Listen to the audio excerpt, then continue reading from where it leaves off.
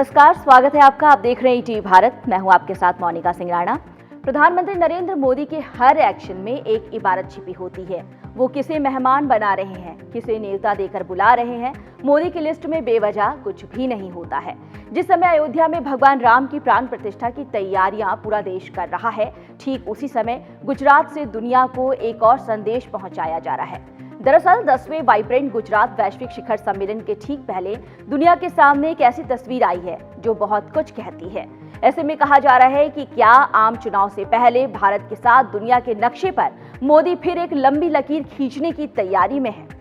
10वें वाइब्रेंट गुजरात वैश्विक शिखर सम्मेलन के पहले संयुक्त अरब अमीरात यूएई के राष्ट्रपति मोहम्मद बिन जायद अल नाहयान के साथ पीएम मोदी का अहमदाबाद में रोड शो भारत के एक मुस्लिम देश के साथ दोस्ती की कई तस्वीर दिखाती है। कूटनीतिक स्तर पर ये मोदी का कौन सा नया दाव है, और ये भी कि मुस्लिम देश के राष्ट्रपति के साथ मोदी का ये भाईचारा साबरमती आश्रम तक ये 7 किलोमीटर का साथ, इस भाईचारे के जरिए भारत समेत दुनिया को मोदी ने क्या संदेश दिया है। यूएई के राष्ट्रपति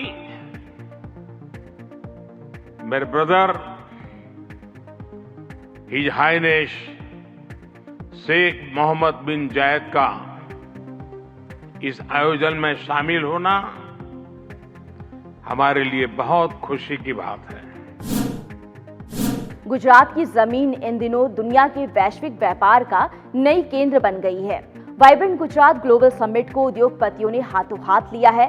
गुजरात सरकार ने इवेंट से पहले ही 234 एमओयू साइन कर दिए हैं। इनके जरिए गुजरात को 10 लाख करोड़ से अधिक का निवेश आने की संभावना है और उम्मीद यह है कि इससे 13 लाख नए रोजगार के दरवाजे खुलेंगे।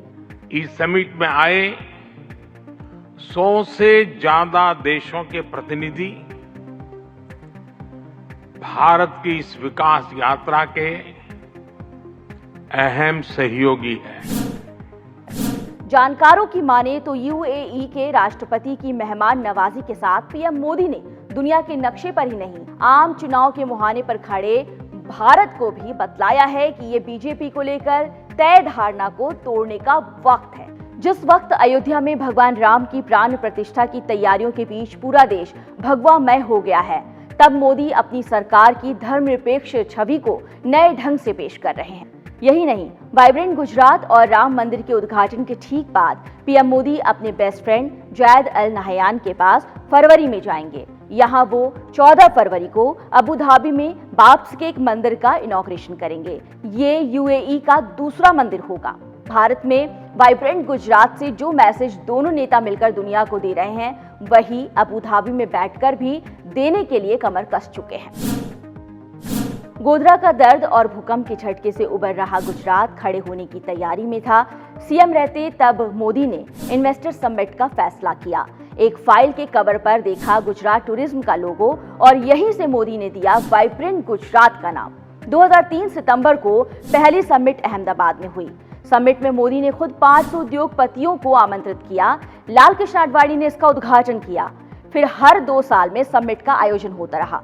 कोविड के चलते जो ब्रेक हुआ, उसके बाद अब पूरे 4 साल बाद ये समिट होने जा रहा है। ऐसा नहीं कि पीएम मोदी की करीबी सिर्फ MBZ से ही है।